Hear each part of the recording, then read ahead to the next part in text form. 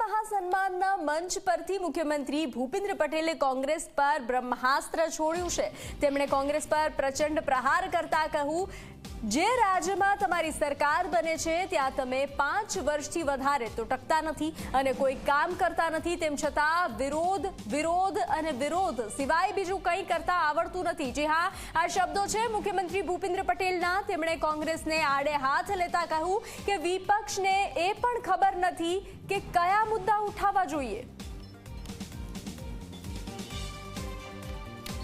अरे तमारे जे करवू होय बीजा कोई पण पार्टी जे बोले ए बोले एनी ना नथी, पण तमे ज्यां स्टेट में छो त्यां करीने कंईक तो बताड़ो।